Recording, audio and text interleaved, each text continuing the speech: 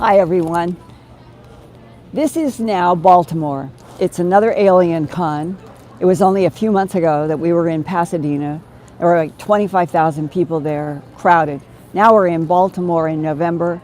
This is a huge, beautiful convention center with all kinds of room, and we have had interactions throughout this first day of November 9th, 2018, that is again reinforcing everything I felt in Pasadena at that AlienCon a few months ago.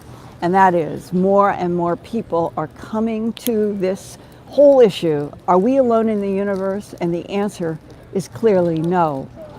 And so many people are independently now seeking out information totally separate from the government that no one now trusts or believes. And this is an exciting time, a revolutionary time. And today we did a panel having to do with abductees. How many abductees, where are the abductees, and what is the relationship to a non-human intelligence?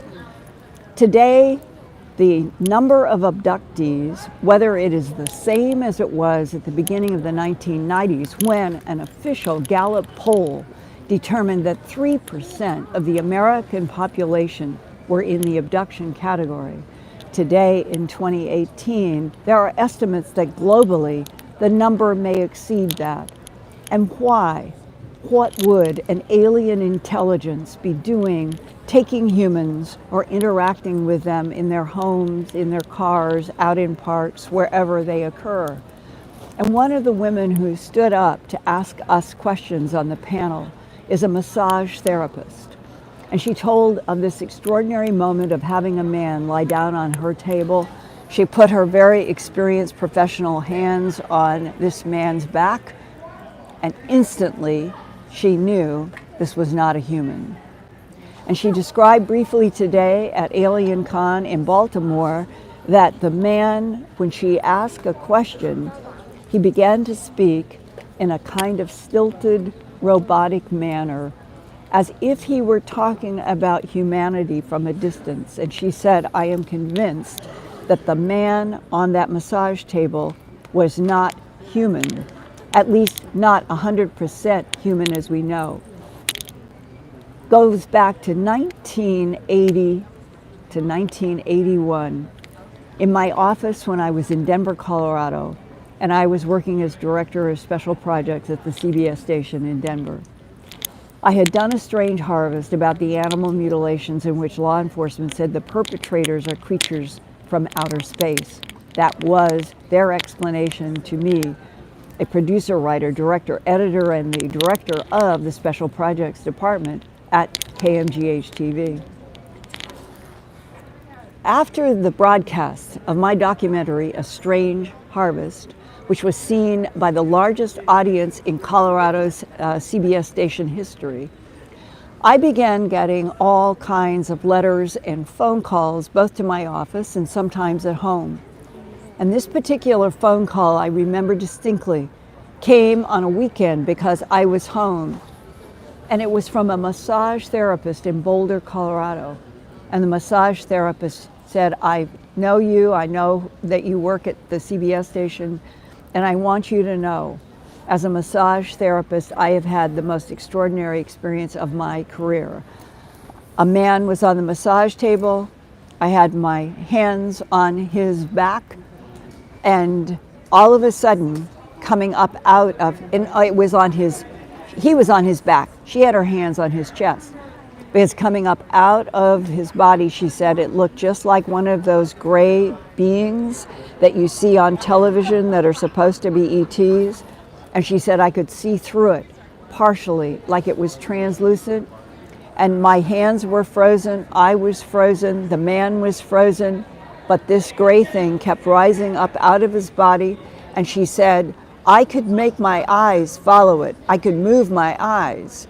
And that the being went up into the ceiling of my room and went through the ceiling. And as soon as it went through the ceiling, my paralysis ended, my hands could move.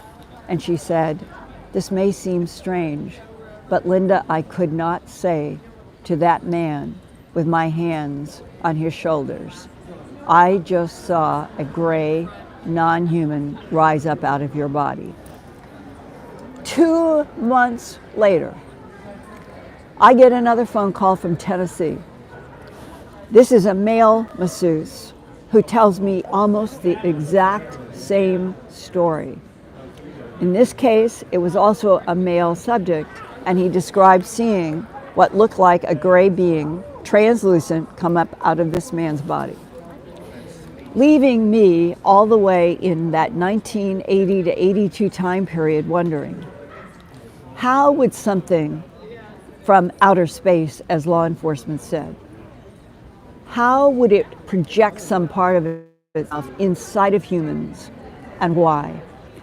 Over the last 40 years, as I have tried to get to the bottom of animal mutilations, human abductions, government cover-up, why government cover-up, policies of denial, it has occurred to me through people in the abduction syndrome that we are dealing in part with an alien intelligence that is monitoring us and our planet. It may be for a very positive reason. I don't know anybody, whether they're CIA, NSA, DIA, NRO, it doesn't matter which alphabet soup. I don't know anybody who can prove what is the agenda. The agenda of non-humans who project some part of themselves into humans, who are collecting genetic material. Is it to help us? Is it to protect us in some future that we don't understand yet, where maybe the earth itself will change? Maybe we will go through a period on the earth where it is so violent and it is so agitated that there is going to have to be a backup to the human civilization.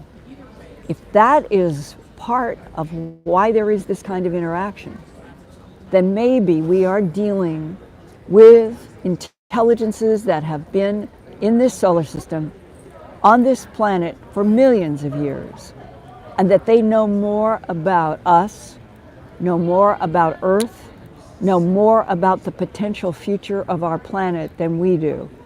And maybe if we knew the whole truth, we would know that a lot of what happens in the abduction syndrome is to help us, not hurt us. And I say that without proof and not having a bottom line, but saying this because if we humans do not continue to try to understand where we came from, who manipulated DNA to create Homo sapien, then we are weaker. And it is only by asking these hard questions and trying to pursue the truth, the facts, that the governments have been hiding from us for so long.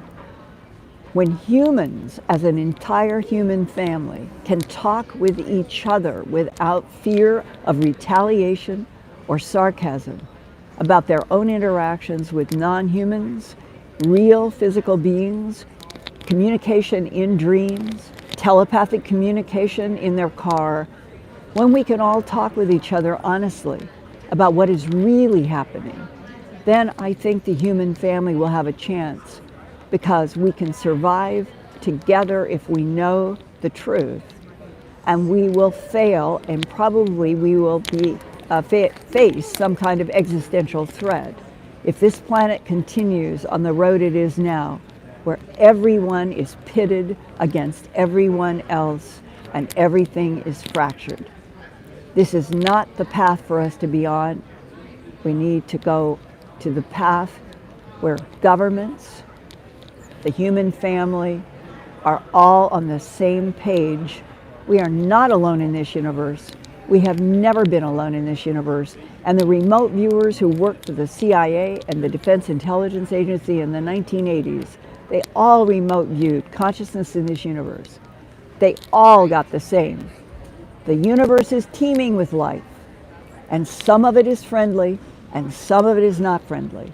And it is way past time for humanity on Earth to grow up, be told the truth, look at where we are in this solar system in the Milky Way galaxy, and say, if we are to survive, we have all got to be able to tell each other what is absolutely happening in our real lives, and the governments have got to be more allied with the citizens, or we'll never make it. We will never survive. That's how important right now the AlienCons, Ancient Aliens on television, Earthfiles.com, my Earthfiles YouTube channel.